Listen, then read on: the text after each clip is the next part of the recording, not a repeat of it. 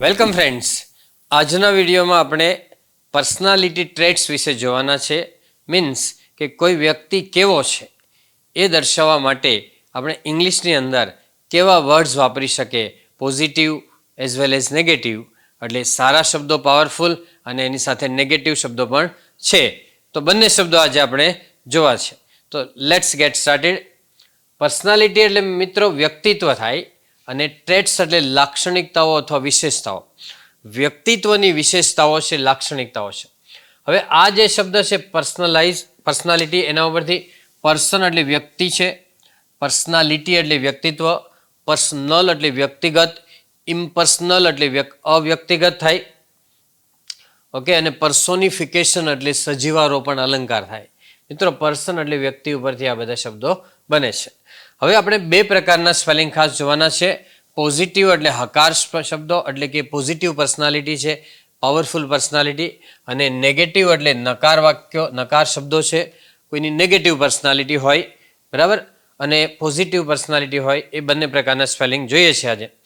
પોઝિટિવમાં જો હોપફુલ એટલે આશાવાદી વ્યક્તિ છે, કેરફુલ એટલે કાળજીવાળો, ઇમ્પ્રેસિવ એટલે પ્રભાવશાળી, ઇન્ફ્લુએન્સર જેવો, ડાયનેમિક એટલે ગતિશીલ, નરેન્દ્ર મોદી સાહેબ જેવો, ઇનોસન્ટ એટલે નિર્દોષ, માસૂમ, લવિંગ એટલે પ્રેમાળ અથવા સ્નેહાળ, વડીલો હોય એ રીતે, બ્યુટીફુલ એટલે સુંદર, ગર્લ્સ માટે વપરાય, હાર્ડવર્કિંગ એટલે સખત મહેનતુ થાય, જનરસ એટલે ઉદાર થાય, હેલ્પફુલ પર્સન, બીજાને હેલ્પ કરે, દાન આપે, એને જનરસ કહેવાય.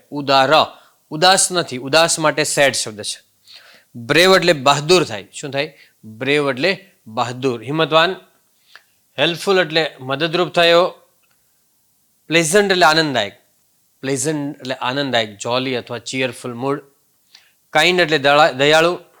એક્સાઇટેડ એટલે ખુશ, ઉત્સુક. એક્સાઇટેડ બોલાય, એક્સાઇટેડ નહીં પણ એક્સાઇટેડ એટલે ખુશ અથવા ઉત્સુક. ઓપ્ટિમિસ્ટિક એટલે આશાવાદી થાય. શું થાય? ઓપ્ટિમિસ્ટિક એટલે આશાવાદી. જોલી એટલે આનંદી એટલે મૂડી થાય. ઇન્ટેલિજન્ટ એટલે બુદ્ધિશાળી, બ્રિલિયન્ટ છે, ક્લેવર છે, ચતુર છે. ક્રિએટિવ એટલે સર્જનશીલ વ્યક્તિ હોય. ડેરિંગ એટલે હિંમતવાન વ્યક્તિ, સાહસિક વ્યક્તિ હોય તો એને ડેરિંગ કહેવાય. ચીયરફુલ એટલે આનંદી છે, મૂડી.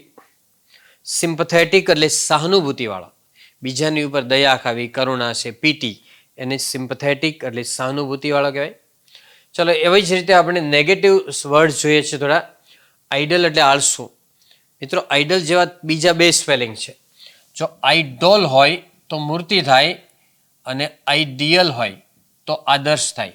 આઈડિયલ એટલે આદર્શ, રોલ મોડેલ હોય ને એને આઈડિયલ કહેવાય. ને આ આઈડલ એટલે આળસુ.